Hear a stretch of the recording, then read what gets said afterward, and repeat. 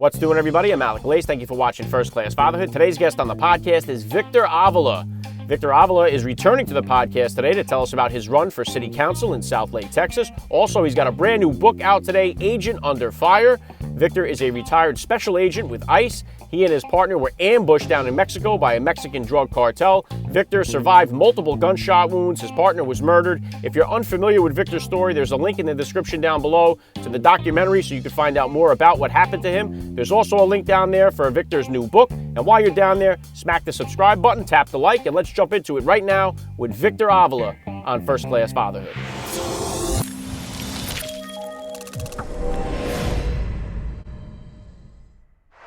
Joining me now, First Class Father, Victor Avila. Welcome back to First Class Fatherhood. Thank you, Alec, for having me back. I'm very excited to be back with you. Yeah, it's nice to have a chance to see you this time when we do the interview. Let's get a little update. How old are the kids now, and what are they up to? My daughter is now 20, and she is a senior at St. Edward's University in Austin. My son is 15. He'll be 16 in a week and a half. Already starting to drive, and so family's growing up quick. Wow. What is he? It's a junior year or senior year? He's a sophomore. Sophomore. Yeah, and my daughter is a senior in college. Okay, so you got a few years before the empty nest settles in there. Right around the corner. If you could, Victor, just to give my new listeners here, just hit us with a little bit of an update about your background and what you do. Yes, I'm a retired federal agent, special agent with Immigration and Customs Enforcement, Homeland Security Investigations. Maybe if some of you have seen your prior interview with me, they know that I was shot in the line of duty back in 2011 when Special Agent Jaime Zapata and I were on assignment in Mexico. Tragically, Special Agent Jaime Zapata lost his life and gave his life for our country. I was wounded 3 times, shot 3 times, and have really it was a sacrifice and really a turning point for our family, not just for me, but my entire family and friends. And so we're in a much better place and great to be part of this community. Yeah, the story is absolutely incredible, Victor. And those that aren't familiar with it, I highly recommend you check out more about it. And I know that now you've thrown your hat into the political arena here. You decided to get involved, and you're running for council, right? City council? City Council in Southlake, Texas. City Council, Southlake, Texas. So what made you decide to run and get involved in the political atmosphere here, which is very, very toxic, as we know, all across the country here? And what was your family's reaction to you making that decision? My family was very, very supportive of me doing it. You know, when I medically retired from my law enforcement career, kind of went through some turmoil thinking, what am I going to do now? And I've been in public service most of my life since I was the age of 23.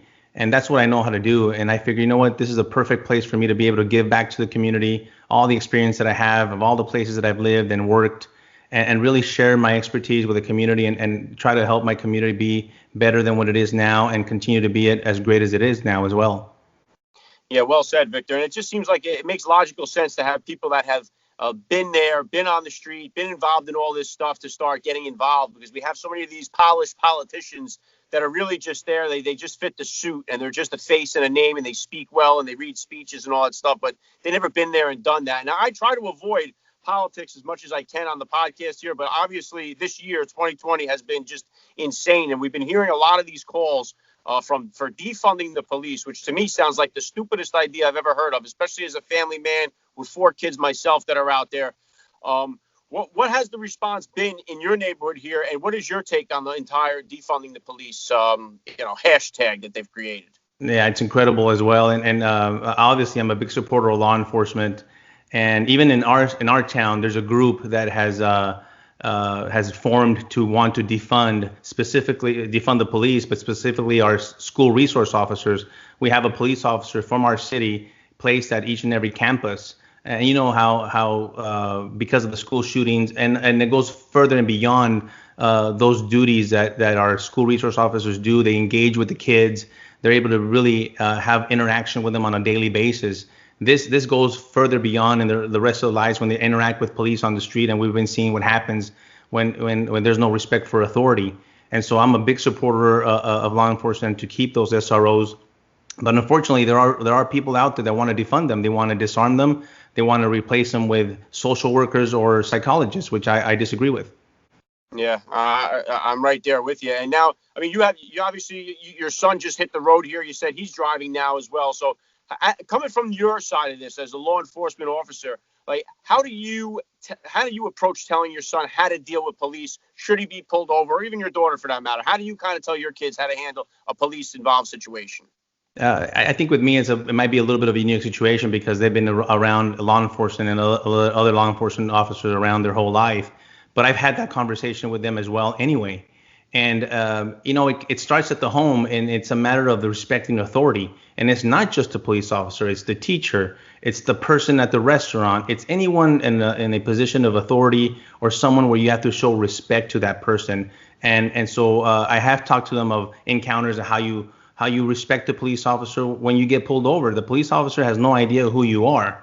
He's there if it's a speeding ticket, he wants to find out who it is, the person that's behind the wheel, and the person and who else is in the car. So you have to be able to give that officer the opportunity to at least get to do that. And by cooperating with the police, is as simple as that. You cooperate them, you let them do their job, and you'll get your ticket or not get your ticket and your way. But it's very important not to challenge the police or try to fight the police just when they're trying to sometimes do their job. And so we definitely have that information going out to not just to my kids, but members of the community as well.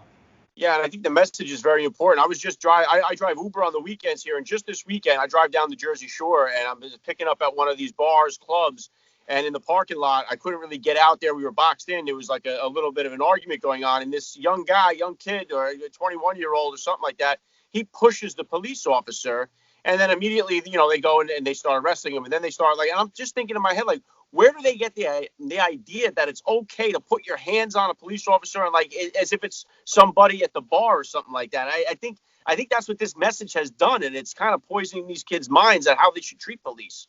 And I know you've heard this before, Alec, because of your show, and it starts at the home, and because of the lack of the father many times, and the statistics prove that is that they've never grown up with a person of authority, a father figure. It doesn't even sometimes have to be the own father.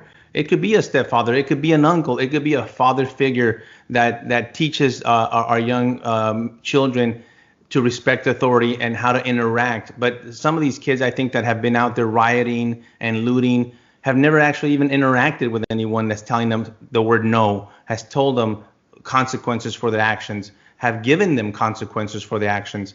And so they're out there free fall, and they have no idea how to, it's not an excuse for them, but it's also an important factor in what's happening in our society now, because now we're seeing the effects of not having the father present in our home and giving out that discipline, giving out that authority figure. Yeah, and even taking that further, like we see all of the Black Lives Matter activity throughout the country, and their open mission statements, which really just blows my mind on their website, is that they're out to destroy the nuclear family unit. So if you're out to take down the nuclear family unit and defund the police, where is any type of disciplinary or authority coming from? Like, I don't understand. How could that either one of those things be good for the society at large? It just kind of doesn't make any sense to me why people would even want to see that. No, and I've seen it in my law enforcement career, and not just because the statistics back up what I've seen, but I've seen the people that I've arrested. I've seen the individuals that I've dealt with in the criminal element. The first thing you see is a lack of the father. I'm not saying anything about single mothers that have done a tremendous job. My oldest sister is a single mother that has done a tremendous job raising my nephews. It can be done, and she has taken on the role of that authority figure and has put consequences. So my hat goes off to all those single moms out there that do a tremendous job with their kids. But going back to what you said about the father, it is a big issue that they, from the very beginning, when they're not there. I've seen it, the arrest, and it trickles down, and it's a vicious cycle that is very difficult to break. Yeah, it definitely is. And when we see it, it's in every statistical category across the board, whether that be kids that are runaways and homeless, or whether they be into drugs and alcohol, pregnancy, suicide, all across the board. The numbers go up without that father's presence in the home. And I know that you got a book coming out now that talks about, I mean, obviously the incident the major incident here was just it's an incredible story. When can we expect to see the book to be dropping? And is it something that you'd be all right with your kids reading it? Would there be things in there that they're going to find out about this entire story that they don't know as of yet? Absolutely, they're going to be able to read it.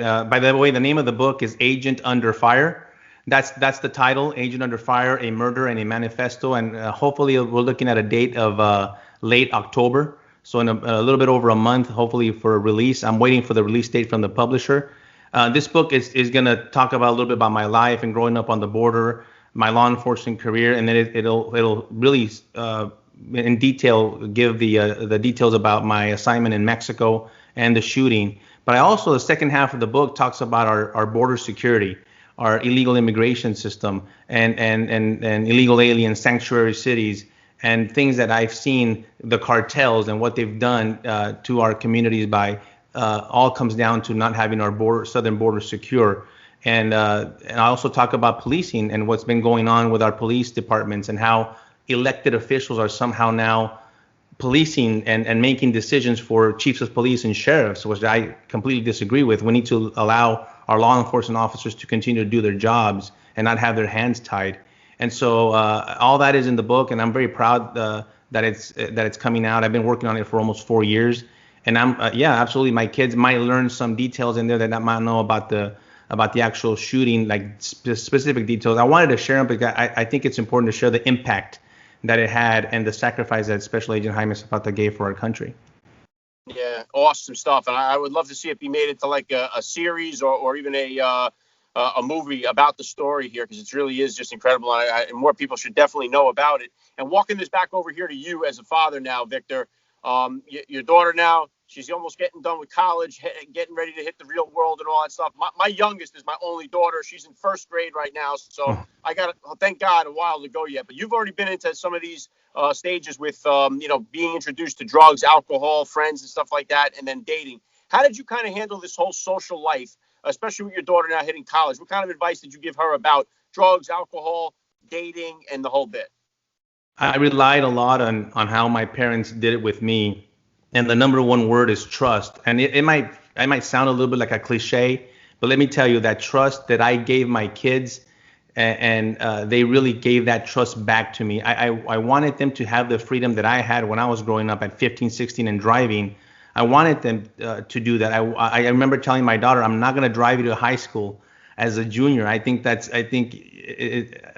it myself. I had a little small Ford Escort, 1983 Ford Escort that my parents bought me to get to school, become an independent kid. I wanted the same thing for my kids, and my daughter has done great. We share that trust. She knows that I give her that trust, and she knows that she feels not to violate that trust when she's out and about, especially with her friends. I want her to have fun. I want her to enjoy college life. It's great. That's what we want her to do. But it all has rules and it has limits and it has consequences. And we always let her go and telling her, make sure you make the right decisions tonight. Yeah, well said, Victor. Now, how about as far as your son now being in high school and having your dad running for a political position that could create some controversy? What has been the response like for you during the campaign? Has there been anything that your family may have had to deal with where they say, hey, you know what, this was unexpected or something like that? Have they heard anything about you running for office? Yeah, they've heard about it here in my town of Southlake, Texas. But he's been good. He's big into soccer, and he's having a good time. He loves the school. He loves the community. There's something here that they call me out a lot. They call me a racist, and they call me a lot of other names because I support the police. And these people on the left don't do that, and so some of that has affected my kids because they attack you on social media, and kids are on social media now, and so they wonder what's going on, Dad. Why are they calling you all these names? They don't even know you. And I said this is just the way they react. This is the way when they don't know someone, they just call them names. But my son has been okay. No one has called him names. No one has attacked him or anything like that as far as on media, social media. So he's been okay. He's a strong kid. I mean, my kids are so resilient. They've been through a lot, and especially when almost seeing their father get killed in the line of duty. So they could hold their own. Amazing, yeah, and you mentioned now even the school systems, Victor. Like we've seen, just as we've seen a change in the police departments and all this other stuff, we're seeing this in the school system. I have one son that's in the public school system. The rest of mine are going to Catholic. He'll be going to Catholic next year. But in New Jersey here, the curriculum was passed this year that eighth graders are taught about anal sex. And I was like, they're including that for the eighth grade education. And I'm thinking, like, what like certain things should be taught at home or discussed at home at your convenience or your beliefs or whatever. But the fact that they're putting stuff like this into the school system, it's kind of scary to see how they're just putting in these things, whether you like it or not, and they're doing it. Is that, are you seeing similar things in Texas in the school system? Oh my goodness, Alec. That's you hit the tip of the iceberg there. We're going through a big issue with our school board right now as I speak to you. A meeting will be held again tomorrow where they're trying to incorporate a plan that they call the Cultural Competency Action Plan, where they want to track microaggressions.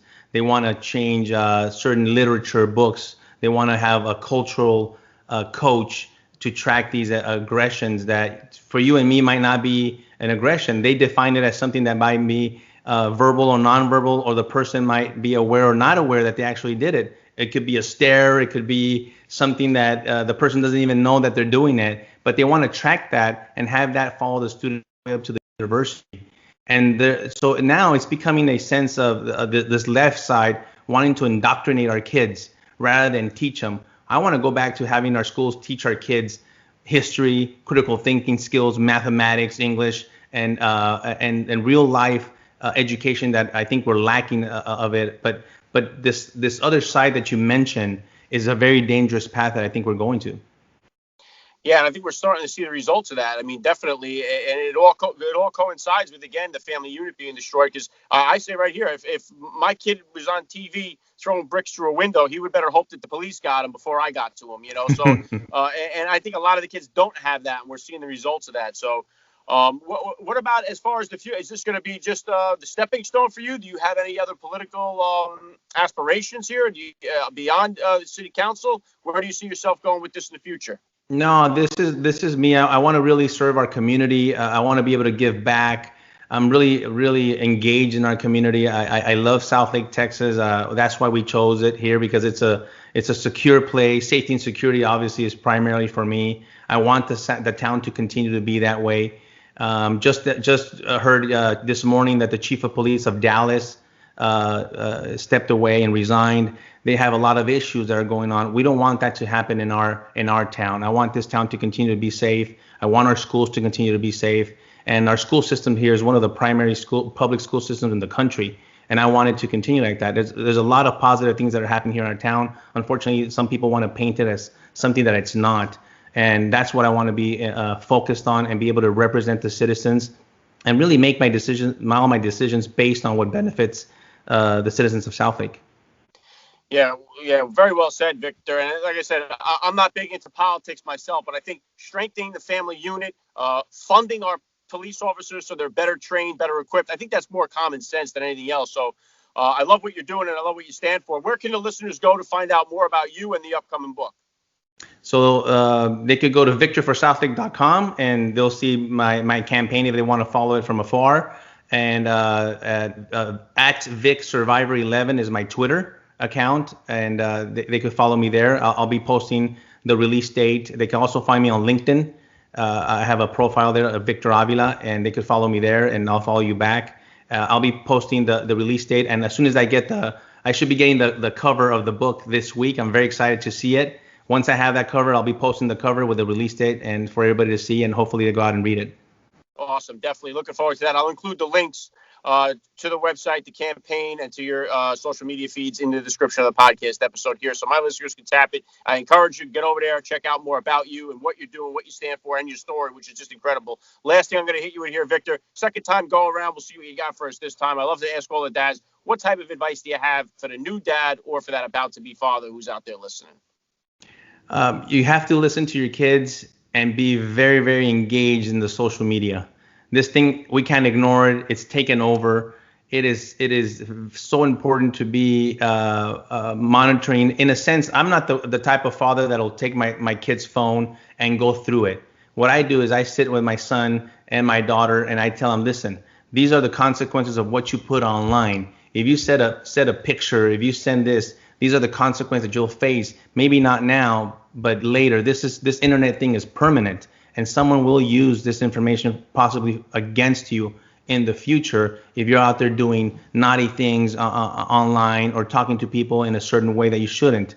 And so they need to understand that from the very beginning, the core is that I'm going to be able to talk and communicate with my friends just as if my dad and my mom were in the room. And that's so important, because we could get into a lot of things of child sex trafficking, human trafficking, how they're trying to get to our kids. I'm big on that as well, and I want the people to be aware how big that is in our country. But right now, I'm very focused on the social media with them, because they're consumed. TikTok and all this other stuff, they're so consumed with that. I would tell the parents and of the new kids, do not hand them that iPad as soon as they're able to hold it. There's a lot of time for able to do that. Have conversations on the dinner table. That's so important. Turn off the TV, turn off the phones, sit down and talk to each other in person. Yeah, extremely well said. This has been an honor for me to have you back here. I wish you nothing but the best of luck with the campaign on Election Day. Victor Avila, you're a first-class father all the way, and thank you so much for giving me a few minutes of your time here on First Class Fatherhood. Thank you, Alec. I really appreciate you having me back. Thank you.